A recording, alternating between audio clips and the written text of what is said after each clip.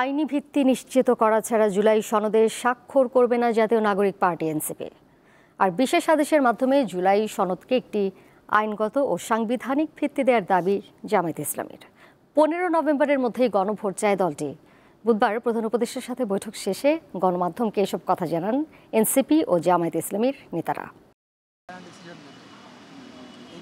ত্রয়োদশ জাতীয় সংসদ নির্বাচন এবং জুলাই সনদ বাস্তবায়নের প্রক্রিয়া নিয়ে রাজনৈতিক দলগুলোর সঙ্গে আলোচনার অংশ হিসেবে দ্বিতীয় দিন জাতীয় নাগরিক পার্টি এনসিপি ও বাংলাদেশ জামায়াতে ইসলামীর সঙ্গে বৈঠক করেন প্রধান উপদেষ্টা ডক্টর মোহাম্মদ ইউনূস। বুধবার রাষ্ট্রীয় অতিথি ভবন যমুনায় প্রথমে নাহিদ ইসলামের নেতৃত্বে এনসিপির প্রতিনিধি দল বৈঠক করে।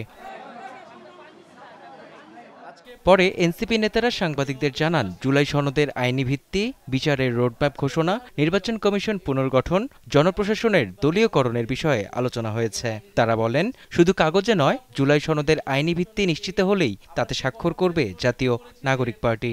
জুলাই সনদের শুধু কাগজে মূল্যে আমরা বিশ্বাসী নই, ফলে জুলাই সনদ বাস্তবায়নটা কিভাবে হবে সেইটার সম্পর্কে নিশ্চয়তা পাওয়ার পরে আমরা স্বাক্ষর করব।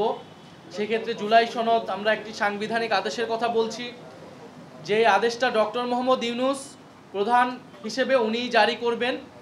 তত্ত্বাবধায়ক সরকার প্রসঙ্গে এনসিপির এই নেতা বলেন, এটি জুলাই সনদের অন্তর্ভুক্ত। গণভোটের মধ্য দিয়ে জনগণ তত্ত্বাবধায়ক সরকার চাইলে আলোচনা করা হবে। তত্ত্বাবধায়ক সরকার কিভাবে গঠিত হবে এবং কোন প্রক্রিয়ায় গঠিত হবে, সেখানে নোট অফ ডিসেন্টের বিষয়টা আছে। ফলে তত্ত্বাবধায়ক সরকার জুলাই সনদে আসবে, গণভোটের পরে এই বিষয়ে আসলে চূড়ান্ত হওয়া সম্ভব। এর আগে তত্ত্বাবধায়ক সরকার যাওয়ার কোনো ধরনের আসলে সুযোগ নেই।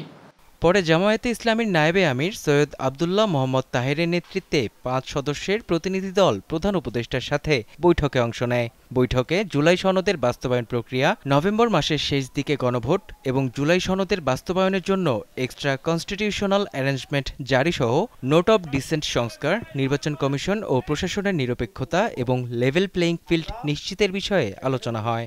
একটি আদেশের মাধ্যমে এটাকে সাংবিধানিক মর্যাদা দিতে হবে। এটা কনস্টিটিউশন নয়, এটা হচ্ছে এক্সট্রা কনস্টিটিউশনাল অ্যারেঞ্জমেন্ট, যেটা কোনো সরকার এরকম একটি পরিস্থিতি পড়লে দেওয়ার এখতিয়ার রাখে। আলোচনায় প্রধান উপদেষ্টার আদেশের মাধ্যমে জুলাই সনদকে অবিলম্বে আইনি রূপ দিয়ে নির্বাচন সংশ্লিষ্ট ধারাগুলো জাতীয় নির্বাচনের আগেই পাশ করার আহ্বান জানান জামায়াত নেতারা।